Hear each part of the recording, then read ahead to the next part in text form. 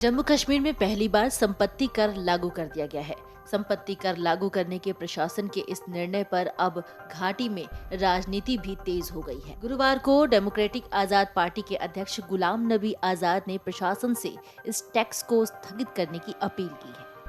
साथ ही democratic progressive आजाद party के अध्यक्ष गुलाम नबी आजाद ने कहा कि जम्मू कश्मीर प्रशासन को केंद्र शासित प्रदेश में संपत्ति कर लगाने के अपने फैसले पर पुनर्विचार करना चाहिए। इस तरह के फैसलों को एक निर्वाचित सरकार के लिए छोड़ देना चाहिए। आजाद ने कहा, मैं सरकार से इस मुद्दे पर पुनर्विचार करने और इसे निर्वाचित सरकार पर छोड़ने का अनुरोध करता हूँ। उन्होंने कहा कि 9 साल से जम्मू कश्मीर में कोई चुनाव नहीं हुआ है और लोग इतने समय से चुनाव कराने का इंतजार कर रहे हैं ताकि इस तरह के फैसले एक चुनी हुई सरकार ले सके। आजाद ने कहा कि दुर्भाग्य से विधानसभाओं में निर्वाचित सरकारों द्वारा बनाए गए कानूनों को रद्द किया जा रहा है। मेरी सरकार ने रोशनी अधिनियम बनाया, मैंने इसे अपने घर में नहीं बनाया। उन्होंने कहा कि कानून विभाग और कैबिनेट ने इसकी जांच की थी, इसके बाद विधानसभा में इस पर चर्चा हुई थी।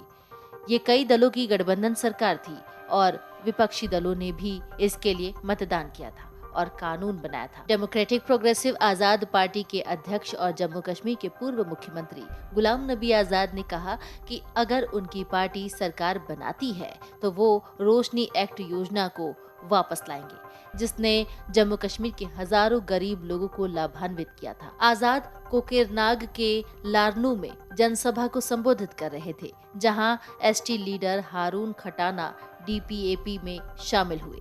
पूर्व सीएम ने कहा कि ये दुर्भाग्यपूर्ण है कि रोशनी योजना को रद्द कर दिया गया है। इस योजना के तहत गरीब लोगों को दी गई जमीन को वापस ले लिया गया है, जिससे हजारों परिवार रातों रात बेघर हो गए हैं। गुलाम नबी आजाद ने कहा कि जम्मू कश्मीर की जमीन उसके ही लोगों की है, चाहे वो हिंदू हो या मुस्लिम, सिख हो या किसी भी अन्य जाति धर्म के। किसी भी सरकार को इसे लोगों से छीनने का अधिकार नहीं है।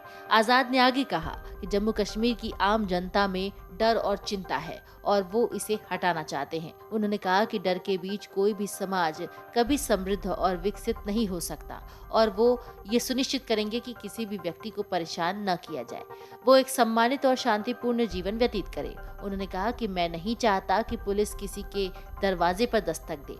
जब मैं एक राज्य का मुख्यमंत्री था तो सैकड़ों उग्रवादियों ने आत्मसमर्पण किया और शांतिपूर्ण जीवन जीने की कसम खाई, लेकिन चीजें फिर से परेशान करने वाली लगती हैं। मेरी कोशिश ये सुनिश्चित करने की होगी कि अगर मेरी पार्टी सत्ता में आती है तो सभी सुरक्षित और शांतिपूर्ण तरीके से जीवन जिएंगे। उन्होंने आगे कहा, अगर कुछ लोगों ने कानून का दुरुपयोग किया और जमीन का एक बड़ा हिस्सा हड़प लिया तो किसी भी सरकार को यूटी की 70% आबादी को अतिक्रमणकारी घोषित करने का अधिकार नहीं है। आजाद ने कहा कि हमारे पास जम्मू कश्मीर में बैक टू बैक संकट है।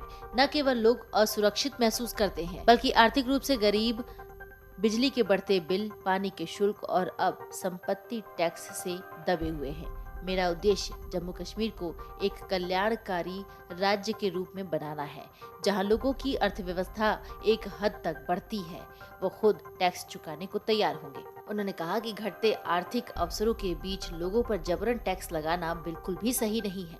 दक्षिण कश्मीर के अनंतनाग जिले में पत्रकारों से बातचीत करते हुए आजाद ने कहा कि पिछले 35 सालों में जम्मू कश्मीर में आतंकवाद के खिलाफ और आतंकवाद के कारण आर्थिक स्थिति खराब हुई है। यहाँ के लोग अपने जीवन यापन के लिए कड़ी मशक्कत कर रहे हैं। ऐसे में ये टैक्स उनके कंधों पर और भी ज्यादा भार डाल देगा। Video desk amarujala.com। डाउनलोड करें अमर उजाला ऐप और पाएं खबरें लगातार।